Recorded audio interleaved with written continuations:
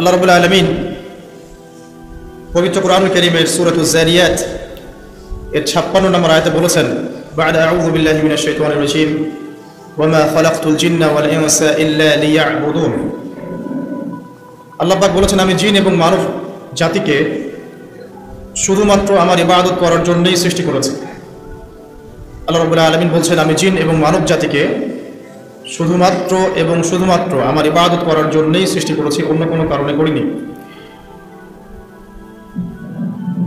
আমরা এই আয়াতটা কম বেশি সবাই শুনেছি, কিন্তু সমস্যা হচ্ছে কিভাবে বাস্তবে এই আয়াতটাকে প্রয়োগ করব, এই বিষয়টা নিয়ে আমাদের মধ্যে অনেক সমস্যা আছে। আল্লাহ পাক বলছেন, আমাকে আপনাকে সৃষ্টি করেছেন শুধুমাত্র ইবাদত করার জন্যই। আর আমরা দুনিয়ার চিত্র যা দেখছি, যে আমরা দুনিয়ার কাজকর্মগুলো শেষ করে যদি সময় পাই তাহলে ইবাদত করতে আসি। আর আল্লাহ পাক বলছেন, তোমাদেরকে সৃষ্টি করেছি শুধু আমার ইবাদত করার জন্য, আর কোনো কারণে সৃষ্টি করি নাই। আর আমরা দেখছি যে আমরা দুনিয়ার সব কাজগুলো শেষ করার পর যদি কিছু সময় থাকে তাহলেই মসজিদে আসছি, তাহলেই কোরআন তেলাওয়াত করতে বসছি, তাহলে আল্লাহর কিছু ফিকির করি, পরকালের চিন্তা করছি যদি সময় পাই। তাহলে আল্লাহর কথা আর বাস্তবতার মধ্যে আকাশ পাতাল পার্থক্য দেখা যাচ্ছে। তো যদি আমাদের পুরো জীবনটাকে আল্লাহর ইবাদতে কাটাতে হয় তাহলে বাস্তবিকভাবে কি করণীয়, প্র্যাকটিক্যালি আমরা কি করব, এই বিষয়টা নিয়ে আজকে ইনশাআল্লাহ কথা বলবো। মা তাওফীকি ইল্লা বিল্লাহ আলাইহি তাওয়াক্কালতু ওয়া ইলাইহি উনীব। সবার আগে যে বিষয়টা জানা দরকার সেটা হলো ইবাদত কি জিনিস। ইবাদত মানে হচ্ছে আনুগত্য এবং দাসত্ব। কার আনুগত্য, কার দাসত্ব? একমাত্র আল্লাহ রাব্বুল আলামিনের আনুগত্য এবং তার দাসত্ব। এই আনুগত্য এবং দাসত্ব কার পদ্ধতিতে হবে? উত্তর, মহান আল্লাহ প্রেরিত সর্বশেষ নবী মুহাম্মদুর রাসূলুল্লাহ সাল্লাল্লাহু আলাইহি ওয়াসাল্লামের দেখানো তরিকা এবং পদ্ধতিতে হতে হবে। তাহলে সারা জীবন ইবাদতে কাটানোর কি পদ্ধতি? সহজ উত্তর, পুরো জীবনের প্রতিটা কাজ যদি নবী সাল্লাল্লাহু আলাইহি ওয়াসাল্লামের দেখানো পথ এবং পদ্ধতি অনুযায়ী হয় এবং তার সুন্নাহ মাফিক হয়, ইনশাআল্লাহ তাআলা জীবনের প্রতিটা কাজই ইবাদত হিসেবে গণ্য হবে ইনশাআল্লাহ। যেমন জীবনের একটা বড় বিষয় হচ্ছে জীবনের লক্ষ্য নির্ধারণ করা। যদি কোনো ব্যক্তির জীবনের লক্ষ্য থাকে দুনিয়া, তাহলে আল্লাহ হয়তো তাকে দুনিয়া দিবেন, কম বেশি সে দুনিয়া পাবে ইনশাআল্লাহ, কিন্তু পরকালে তার কোনো অংশ থাকবে না। যদি কারো জীবনের উদ্দেশ্য হয় শুধুই দুনিয়া, আর যদি জীবনের উদ্দেশ্য হয় যে দুনিয়া আমার প্রয়োজন, এখানে আমি মুসাফিরের মতো আছি, যতটুকু প্রয়োজন ততটুকু গ্রহণ করব, ভোগ করব, এই দুনিয়াটাকে কাজে লাগিয়ে আমি পরকালে জান্নাত পেতে চাই, তাহলে ইনশাআল্লাহ তাআলা আল্লাহ পাক তাকে দুনিয়াও দিবেন, পরকালও দিবেন ইনশাআল্লাহ। যে ব্যক্তি শুধু দুনিয়ার জন্য দুনিয়া করে, সে ব্যক্তি দুনিয়া আখিরাত দুটোই হারায়। আর যে ব্যক্তি পরকালের জন্য দুনিয়া করে, সে ব্যক্তি দুনিয়া পরকাল দুটোই পাবে ইনশাআল্লাহ। কথা কি বুঝতে পারছেন? যে ব্যক্তি শুধু দুনিয়ার জন্যই দুনিয়া করে, এই ব্যক্তির পরকালের কোনো অংশ নাই, সে দুনিয়া আখিরাত দুটোই হারায়। আর যে ব্যক্তি পরকালের জন্য দুনিয়া করে, সে ব্যক্তি দুনিয়াও পাবে ইনশাআল্লাহ, পরকালও পাবে ইনশাআল্লাহ। তাহলে আমরা কি করা উচিত আমাদের? আমরা পরকালের উদ্দেশ্যে দুনিয়ার কাজগুলো করবো ইনশাআল্লাহ। এটা হবে জীবনের লক্ষ্য। দুনিয়া আমার প্রয়োজন, এখানে আমি মুসাফির, দুনিয়াতে আল্লাহ পাক নির্দিষ্ট সময় দিয়েছেন, কারো 20, 30, 40, 50 বা 100 বছর হায়াত আছে। এই সময়টুকুর মধ্যে নবী মুহাম্মদ সাল্লাল্লাহু আলাইহি ওয়াসাল্লামের অনুকরণ এবং তার সুন্নাহ মাফিক জীবনযাপন করার মধ্য দিয়ে পরকালে আল্লাহর রেজামন্দি এবং সন্তুষ্টি অর্জন করা, এই হলো জীবনের লক্ষ্য এবং উদ্দেশ্য। এখন জীবনে চলার পথে থাকবে পড়াশোনার ব্যাপার। তাহলে কেউ যদি জীবনে, এই দুনিয়ার জীবনে পড়াশোনা করে, লেখাপড়া করে এই উদ্দেশ্যে যে সে জ্ঞান অর্জন করে আল্লাহকে চিনবে, রাসূলকে চিনবে, আল্লাহর দ্বীনকে চিনবে, এই দ্বীনের জ্ঞান অর্জন করবে, আমল করবে, প্রচার ঘটাবে, দ্বীন প্রতিষ্ঠায় কাজ করবে, ইনশাআল্লাহ তার ওই দ্বীনের জ্ঞান অর্জন করা বা দুনিয়ার ইলম অর্জন করাটাও কি হবে? ইবাদত। ওয়া মা খালাকতুল জিন্না ওয়াল ইনসা ইল্লা লিয়া'বুদুন। আবার এই দুনিয়াতে আমাদেরকে ব্যবসা বাণিজ্য করতে হয়, ব্যবসা করতে হয়, কৃষিকাজ করতে হয়, চাকরি বাকরি করতে হয়, সরকারি চাকরি করতে হয়, সরকারি বিভিন্ন দায়িত্ব পালন করতে হয়, বেসরকারি ক্ষেত্রে কাজ করতে হয়, প্রশাসনিক ক্ষেত্রে কাজ করতে হয়। আমাদের অনেক ধরনের কাজের সেক্টর আছে। এই প্রতিটা কাজের সেক্টর যদি এই উদ্দেশ্যে মানুষ করে যে এর উদ্দেশ্য হচ্ছে দুনিয়াতে আমি একটা স্ট্যাটাস চাই, একটা সম্মান চাই, একটা বাড়ি চাই, একটা গাড়ি চাই, একটা সুন্দরী নারী চাই, তাহলে তার এই পুরো কাজ পরকালের স্বার্থে হবে না। এই পুরো কাজগুলো করার মধ্য দিয়ে সে পরকালে কোনো নেকি পাবে না। কিন্তু আমরা ব্যবসায়ী করি আর কৃষিকাজই করি আর সরকারি চাকরি করি বা বেসরকারি চাকরি করি, যাই করি, এগুলোর উদ্দেশ্য যদি হয় পরকাল অর্জন করা, এগুলোর মধ্য দিয়ে আল্লাহর সন্তুষ্টি অর্জন করা, এবং আমরা আমাদের কাজে সৎ থাকি, অনেস্ট থাকি, আশা করা যায় ইনশাআল্লাহ দুনিয়ার এই কাজগুলোও ইবাদত হিসেবে গণ্য হবে ইনশাআল্লাহ। তাহলে জীবনের প্রতিটা ক্ষেত্রেই ইবাদত করা সম্ভব। আমরা কি করি দুনিয়াতে? পরিবারকে সময় দেই, বিয়ে শাদী করি, বাচ্চা কাচ্চা প্রতিপালন করি, এক কথায় পারিবারিক দায়িত্বগুলো আমরা পালন করি। যদি পৃথিবীতে আমরা শুধু দুনিয়ার ভোগবিলাসের কারণে বিয়ে শাদী করি, বাচ্চা কাচ্চা নেই, দুনিয়ার জিনাত, অনলি দুনিয়ার জিনাত, এইসব কারণে যদি আমরা করি, তাহলে আপনার দুনিয়ার কাজগুলো দুনিয়া হিসেবেই গণ্য হবে, এটা পরকালের স্বার্থে গণ্য হবে না। আর পক্ষান্তরে যদি আপনি দুনিয়ার এই পারিবারিক জীবনটাও, আপনার পরিবার, আপনার ভরণ পোষণ, আপনার রিজিক, সন্তান সন্ততি প্রতিপালন করা, এই প্রত্যেকটা কাজের উদ্দেশ্য এমন করে ফিক্স করেন যে এগুলোর মধ্য দিয়ে আমি আল্লাহর সন্তুষ্টি চাচ্ছি, ইনশাআল্লাহ আপনার এই প্রত্যেকটা কাজই পরকালের নেকির মাধ্যম হিসেবে গণ্য হবে ইনশাআল্লাহ আযজা ওয়া জাল। তো অল্প কথা আমরা বুঝতে পারলাম যে আল্লাহ পাক এই পৃথিবীতে আমাদেরকে পাঠিয়েছেন শুধুমাত্র তার ইবাদত করার জন্য। আর দুনিয়ার প্রত্যেকটা কাজ তখনই ইবাদত হিসেবে গণ্য হবে যখন কাজগুলো নবী সাল্লাল্লাহু আলাইহি ওয়াসাল্লামের সুন্নাহ মাফিক হবে এবং আমাদের নিয়াত ঠিক থাকবে। নিয়াতটা হবে দুনিয়ার উদ্দেশ্যে নয়, আল্লাহর সন্তুষ্টি আর পরকালের স্বার্থে আমি দুনিয়ার কাজগুলো করছি। আর কথা কি বুঝতে পারছেন? এই উদ্দেশ্যে যদি আমরা দুনিয়ার কাজগুলো করি, ইনশাআল্লাহ প্রতিটা কাজই কি হবে? ইবাদত হিসেবে গণ্য হবে। এগুলো হচ্ছে তাত্ত্বিক কথা। এখন প্র্যাকটিক্যাল কথায় আসেন যে কিভাবে আমরা আমাদের জীবনটাকে আল্লাহ পাকের রেজামন্দিতে সন্তুষ্টির অর্জনের মাধ্যম হিসেবে ব্যয় করব, কিভাবে সম্ভব? আমরা তো তাত্ত্বিক অনেক কথাই বলছি যে করতে হবে, কিভাবে করব, প্র্যাকটিক্যালি কিভাবে করব, এই বিষয়টাই সবচেয়ে বেশি গুরুত্বপূর্ণ। আজকের খুতবা এর মূল আলোচ্য বিষয় এটাই। খুতবা চলাকালীন এদিক ওদিকে দেখার দরকার নাই, রেকর্ডিং হচ্ছে। আর আপনারা তো অজপাড়াগার মানুষ না যে কখনো ক্যামেরা দেখেন নাই, তাই না? আর বাচ্চা কাচ্চারা ওদের মতো থাকবে, ওদেরকে থাকতে দেন। যারা আমরা প্রাপ্তবয়স্ক আছি তারা আমরা খুতবায় মনোযোগ দেই এবং খুতবার মাঝখানে কোনো কথাবার্তা না বলি, মোবাইল ফোনে ব্যস্ত না থাকি। আর একটা বিষয় আমাদের জানা উচিত যে জুমার দিনে এই যে খুতবা চলছে, এই খুতবা চলাকালীন সময়ে আল্লাহ পাক দোয়া কবুল করেন। তাই মনের মধ্যে দোয়া করতে থাকবেন, মনে মনে দোয়া করতে থাকবেন। ইনশাআল্লাহ যদি আপনার রিজিক হালাল হয়, আকীদায় শিরক না থাকে, আমলে বেদাত না থাকে, ইনশাআল্লাহ আপনার দোয়া এখন কবুল হয়ে যাবে ইনশাআল্লাহ। অতএব সময়টাকে কাজে লাগান। তো প্র্যাকটিক্যালি কিভাবে কাজগুলো করবো, এটা হচ্ছে আমার খুতবার মূল জায়গা আজকে। এখনকার তরুণ প্রজন্ম হোক সে যুবক বা যুবতী, আমাদের পরবর্তী জেনারেশন এবং আমরা যারা এখন পরিবার গঠন করেছি, তাদের প্রত্যেকের জন্যই এই অংশটুকু খুব গুরুত্বপূর্ণ, বিশেষ করে তরুণ প্রজন্মের জন্য। কারণ এই বিষয়গুলো বলা যতটা সহজ, করা এতটা সহজ নয়। তবে তরুণরা চাইলে সম্ভব ইনশাআল্লাহ তাআলা। আল্লাহ পাক তৌফিক দান করুন, আমিন। আসুন আয়াতটাকে মাথায় নেই। আল্লাহ পাক কি বলেছেন সূরা জারিয়াত 56 নম্বর আয়াতে? ওয়া মা খালাকতুল জিন্না ওয়াল ইনসা ইল্লা লিয়াবুদুন। আমি জিন এবং মানব জাতিকে শুধুমাত্র আমার ইবাদত করার জন্যই সৃষ্টি করেছি, ব্যাস। আপনাকে আমাকে কেন পাঠিয়েছেন আল্লাহ পাক দুনিয়ায়? শুধুমাত্র তার ইবাদত করার জন্য। আর দুনিয়ার প্রতিটা কাজই ইবাদত হিসেবে গণ্য হবে যদি আমি কাজগুলোকে কার পদ্ধতিতে করি? নবী মুহাম্মদ সাল্লাল্লাহু আলাইহি ওয়াসাল্লামের দেখানো সুন্নাত এবং পদ্ধতিতে করি। কিন্তু করব কিভাবে, এটা হচ্ছে প্র্যাকটিক্যাল কথা। কিভাবে একজন প্রোডাক্টিভ মুসলিম হবে, এটা হচ্ছে কথা। শুরুটা করতে হবে এখান থেকে যে আজকে থেকে নিয়াত করতে হবে যে আগামী যতদিন আল্লাহ পাক বা যত বছর, যত যুগ আমাকে পৃথিবীতে বাঁচিয়ে রাখবেন, তার প্রত্যেকটা দিন আমি এই সুন্নাহর উপর আমল করার চেষ্টা করবো ইনশাআল্লাহ। যদি পারি না পারি সেটা পরের ব্যাপার, আগে নিয়াত থাকবে আমি আমার জীবনের শেষ দিন পর্যন্ত এভাবেই এই পদ্ধতিতে আমল করে যাওয়ার চেষ্টা করব ইনশাআল্লাহ তাআলা। শুরুটা করতে হবে এখান থেকে যে আজকে এশার নামাজ যখন হয়ে যাবে, এশার নামাজ এখানে হয় হয়তোবা 9টায় বা 9:15, প্রত্যেকটা মসজিদে এভাবেই হচ্ছে। 9টায় হোক আর 9:15তেই হোক, আমরা এশার নামাজ জামাতে পড়ার চেষ্টা করবো ইনশাআল্লাহ তাআলা। জামাতে নামাজ পড়ার পরে বাসায় গিয়ে খাওয়া দাওয়া করেই ঘুমিয়ে পড়তে হবে। আজকে থেকে আমাদের ট্রেনিং শুরু, কিভাবে আমি আমার জীবনের পুরো বিষয়টাকে ইবাদত হিসেবে কাটাবো, এটা ট্রেনিং শুরু হবে এখান থেকে, এশার নামাজের পর থেকে। এই জায়গায় যদি আমরা ভুল করি বা এই বিষয়টা শক্ত করে আঁকড়ে ধরতে ব্যর্থ হই, তাহলে বাকি সব কাজগুলো ভেস্তে যাবে। এটা ভালো করে মাথায় রাখবেন। প্রথম কাজ কি? এশার নামাজের পরে কি করবেন? ঘুমিয়ে যাবেন। এখন এশার নামাজের পরে যদি খাবার খান, তারপরে কিছুক্ষণ পড়াশোনা করে হাঁটাহাঁটি করে ঘুমাবেন, কারণ খাবার খাওয়ার সাথে সাথেই বিছানায় যাওয়া উচিত নয়। আর যদি এশার নামাজের আগেই রাতের খাবার খেতে পারে তাহলে সবচেয়ে বেশি ভালো। এইটাই সুন্নাহসম্মত। এশার নামাজের আগেই রাতের খাবার খেয়ে ফেলা, মাগরিব থেকে এশার মধ্যেই রাতের খাবার খেয়ে ফেলা, তারপরে মসজিদে এসে নামাজ পড়ে বাসায় গিয়ে ঘুমানো, এটা সবচেয়ে বেস্ট। এখন ঘুমানোর আগে কি করবেন? ঘুমানোর আগে আপনি প্রথমত পড়বেন আয়াতুল কুরসি। আয়াতুল কুরসি কোনটা?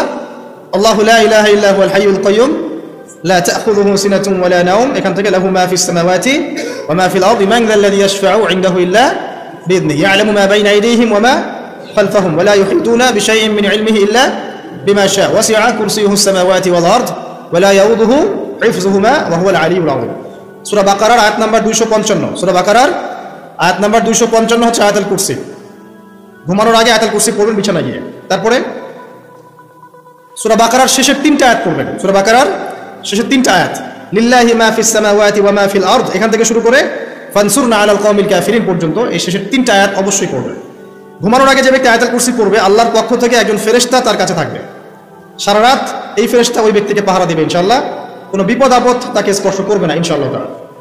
রাতের বেলা অনেক বিপদ হতে পারে, চুরি হতে পারে, ডাকাতি হতে পারে, তারপরে আপনার দুষ্ট জিন শয়তান উৎপাত করতে পারে, এছাড়া আপনার জাদুবিদ্যার কাজ হয় রাত্রেবেলা, মানুষ এগুলো করতে পারে, কুফরি কালাম করতে পারে, ক্ষতিকর প্রাণী আপনাকে কামড় দিতে পারে, অনেক কিছু হতে পারে।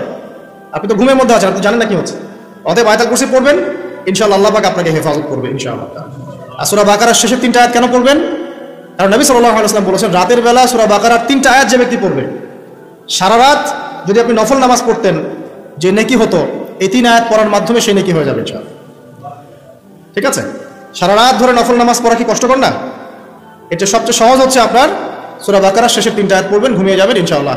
সারা রাতের নেকি আপনার আমলনামায় লেখা হবে।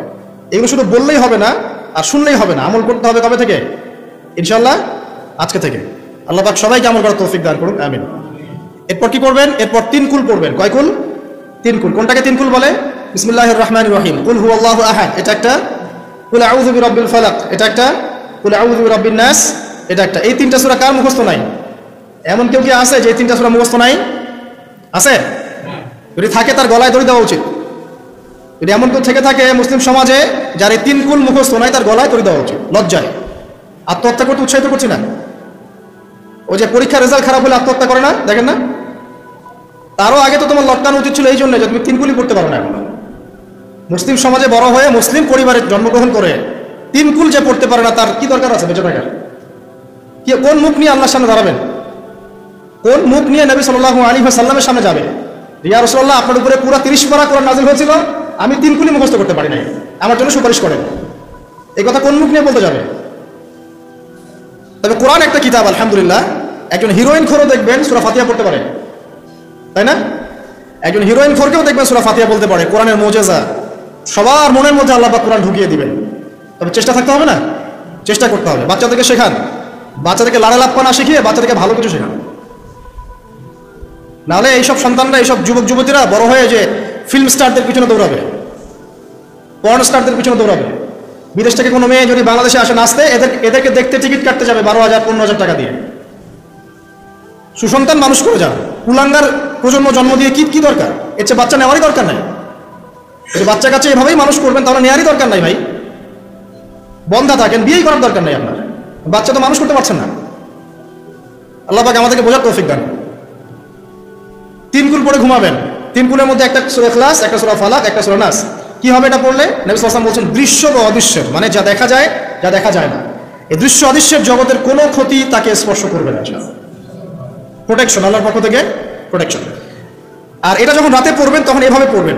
একবার সূরা ইখলাস, কুল হুয়াল্লাহু আহাদ, তারপর সূরা ফালাক, কুল আউযু বিরাব্বিল ফালাক, তারপর সূরা নাস, কুল আউযু বিরাব্বিন নাস করে 2 হাত একত্রিত করে ফু দিবেন। দিয়ে মাথা থেকে নিয়ে এভাবে, পুরো মাথা থেকে নিয়ে পুরো বডি এভাবে মাসাজ করবেন, এভাবে। ঠিক আছে? এটা 3 বার করবেন, একবার না। একবার পড়বেন, আরেকবার 3 বার। এরপরে পড়বেন সূরা কাফিরুন। কোন সূরা? কুল ইয়া আইয়ুহাল কাফিরুন লা আ'বুদু মা তা'বুদুন। এই সূরাটা পড়বেন লাকুম দীনুকুম ওয়ালিয়া দীন পর্যন্ত। কি হবে? আল্লাহর রাসূল সাল্লাল্লাহু আলাইহি ওয়াসাল্লাম বলছেন যে রাতের বেলা ঘুমানোর আগে কেউ যদি সূরা কাফিরুন তেলাওয়াত করে ঘুমিয়ে যায়, আল্লাহ পাক ওই ব্যক্তিকে শিরকের পাপ থেকে মুক্ত রাখবে ইনশাআল্লাহ।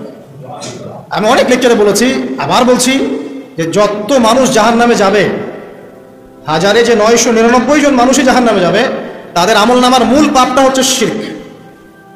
কথা বুঝতে পারছেন? এই যে হাজারে যে পুরো 99% মানুষ জাহান্নামে যাচ্ছে, এটা তো হাদিস।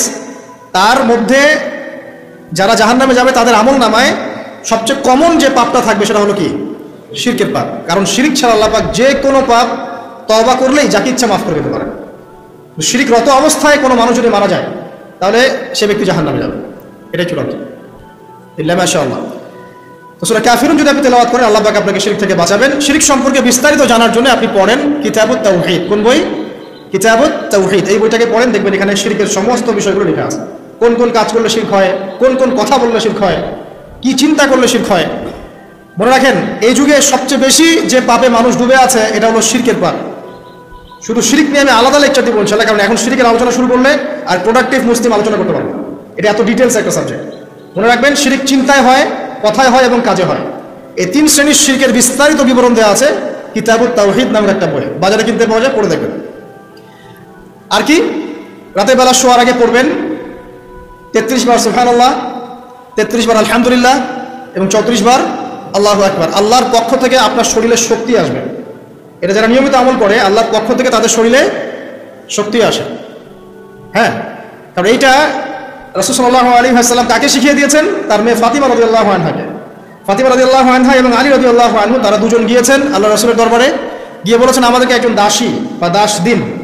বাসার অনেক কাজ আমরা করতে পারি না, লাগে না কাজের মানুষ। নবী সাল্লাল্লাহু আলাইহি ওয়াসাল্লাম বলছেন যে আমি কি তোমাদেরকে এমন কিছু শিখিয়ে দিব যেটা তোমাদের এই দাস দাসের অভাব পূরণ করে দিবে, প্রয়োজন হবে না? অবশ্যই শিখিয়ে দিন।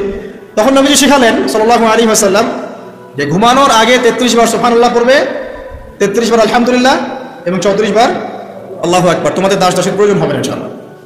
তো ব্যাখ্যায় অনেক ওলামায়ে কেরাম বলেছেন যে এটা নিয়মিত আমল করতে থাকলে রোগ ব্যাধি কম হয়, শরীরে শক্তি আসে, এনার্জি বাড়ে, আপনি নিজের কাজ নিজেই করতে পারবেন ইনশাআল্লাহ আযজা ওয়া জাল্লা। আসুন সামনে যাই। এরকম ঘুমানোর আরো বেশ কিছু আমল আছে, আমি অল্প কয়েকটা বললাম, এগুলোই করা শুরু করেন, আল্লাহ তৌফিক দান করুন। আর যদি পারেন ওযু করে ঘুমাতে পারলে আরো বেশি ভালো হয়। এবার আপনি ঘুমাচ্ছেন ডান কাত হয়ে, কি পড়বেন এই সময়? আল্লাহুম্মা বিসমিকা আমুতু ওয়া আহইয়া, আলহামদুলিল্লাহ, দোয়া সবার মুখস্থ আছে। এবার ঘুমান। এই যে ঘুমাচ্ছেন আপনি 3 ঘন্টা বা 4.5 ঘন্টা বা 6 ঘন্টা, আপনার এই পুরো ঘুমটা হবে ইবাদত ইনশাআল্লাহ তাআলা।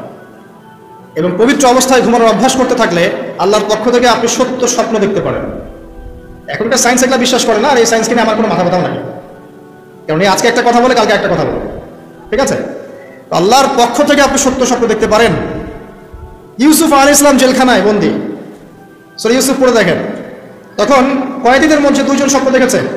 একজন স্বপ্ন দেখছে তার মাথার উপরে রুটি, উপর থেকে পাখি এটা ঠোকরে কি করছে, খেয়ে নিয়ে চলে যাচ্ছে।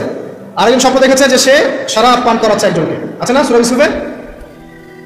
তো ইউসুফ আলাইহিস সালাম বললেন যে যার মাথা থেকে পাখি ঠোকরায় খেয়ে নিচ্ছে খাবার, তাকে শুলদণ্ড দেওয়া হবে। আর যে শরাব পান করাচ্ছে সে অতি শীঘ্রই মুক্ত হয়ে যাবে, জেল থেকে ছাড়া পেয়ে যাবে। কয়দিন পর তাই হলো। এই যে স্বপ্ন যারা দেখেছে এরা কি মুসলিম? এই স্বপ্ন যারা দেখেছে এরা কিন্তু মুসলিম না। ইউসুফ আলাইহিস সালাম মুসলিম, তিনি আল্লাহর নবী, তিনি স্বপ্ন ব্যাখ্যা করছেন, কিন্তু এখানে একজন অমুসলিমের স্বপ্ন সত্য হয়েছে। একজন অমুসলিমকে আল্লাহ পাক স্বপ্ন দেখাতে পারেন, দলিল আছে কোরআনে। সত্য স্বপ্ন বলে একটা বিষয় আছে, যেটার জন্য অবশ্যই আল্লাহর পক্ষ থেকে নূর দরকার, স্বচ্ছ একটা মন দরকার, কলবুন সালিম দরকার, বেশি বেশি আমল দরকার, হ্যাঁ, আধ্যাত্মিকতা দরকার, আল্লাহর মারিফত দরকার। তারপরে ইনশাআল্লাহ সত্য স্বপ্নের প্রশ্ন আসবে। সারাদিন টিভি দেখে, গান শুনে, সিরিয়াল দেখে, গালিগালাজ করে, ইবত তমত করে, খোঁচাখুচি করে, চুলাচুলি করে, এদের সাথে সত্য স্বপ্নের কি সম্পর্ক?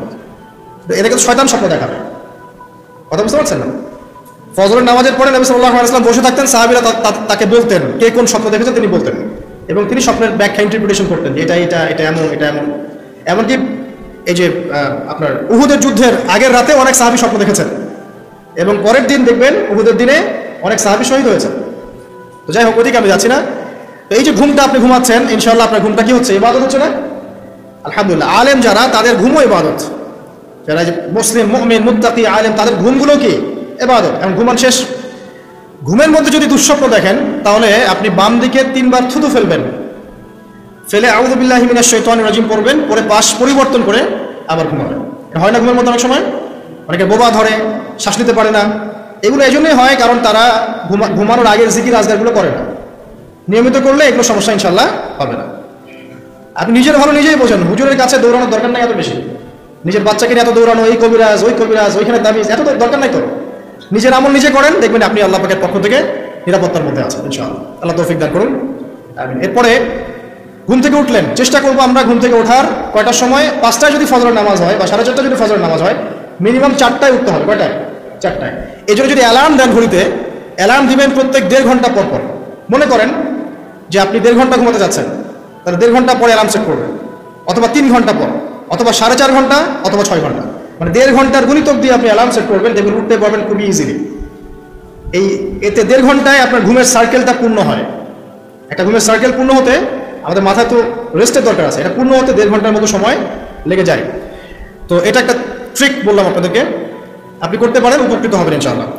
তো ফজরের নামাজের মিনিমাম আধা ঘন্টা আগে আমাদেরকে ওঠার অভ্যাস করতে হবে। এই যে ঘুমটা ভাঙলো, ভাঙার সাথে সাথে কি করবো?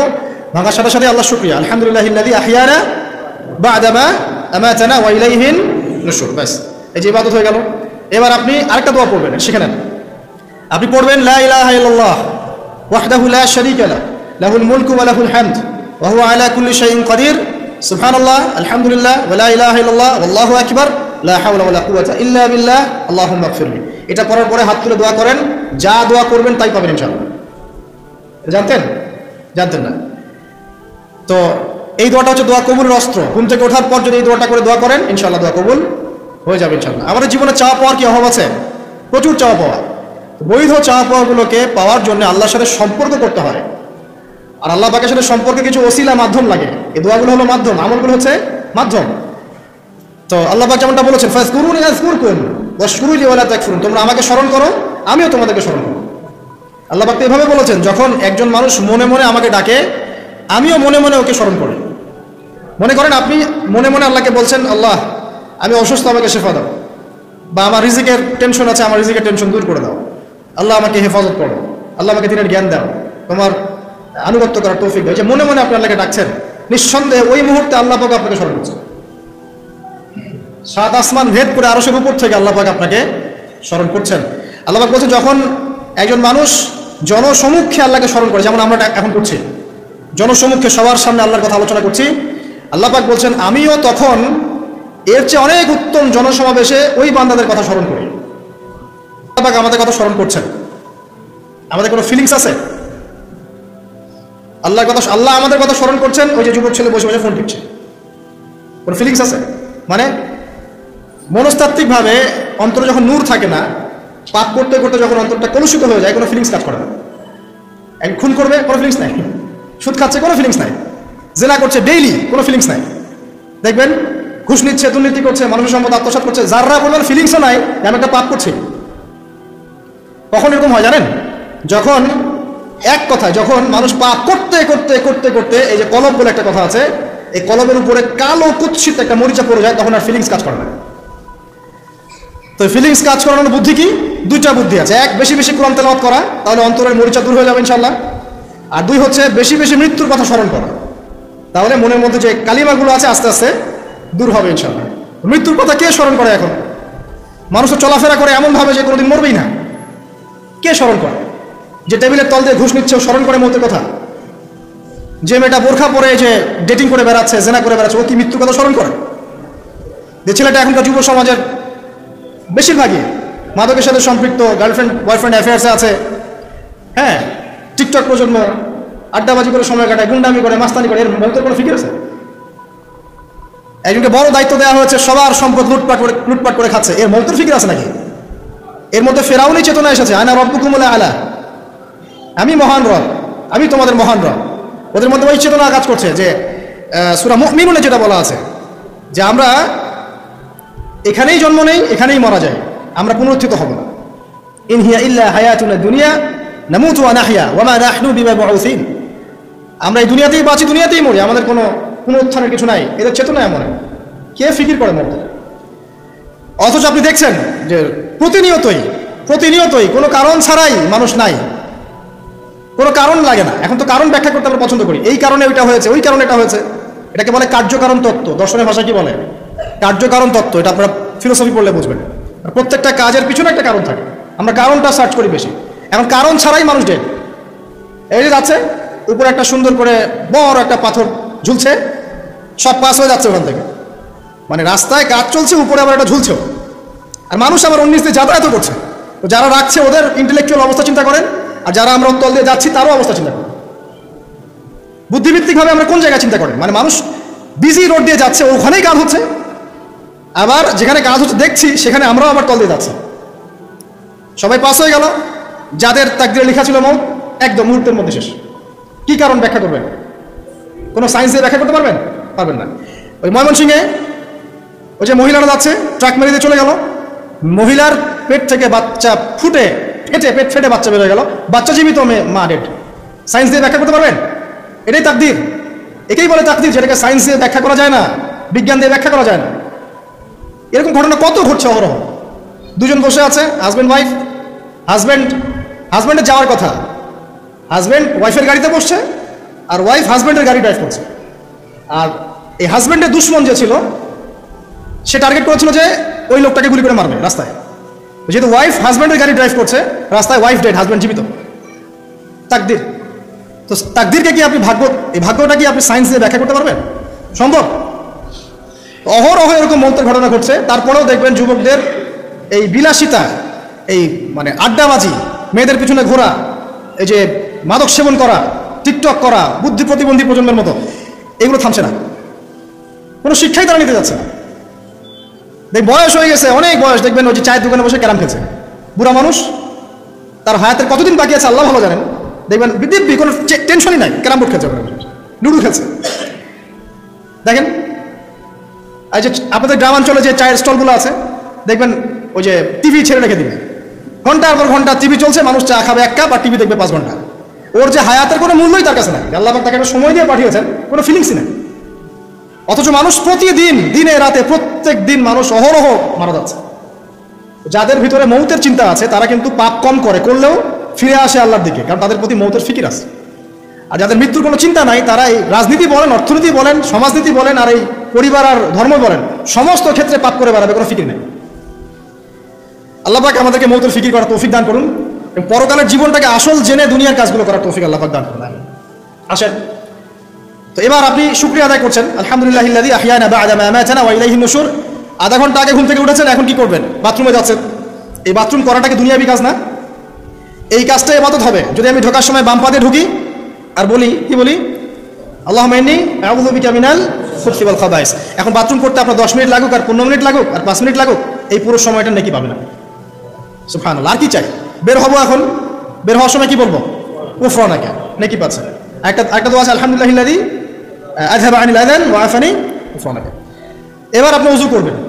ওযুটা ধীরে স্থিরভাবে করবেন, তাড়াহুড়া করবেন না। ওযুর প্রত্যেকটা অঙ্গ প্রত্যঙ্গ 3 বার করে ধোয়ার চেষ্টা করবেন। শুধু মাথা মাসে হবে কয়বার? 1 বার।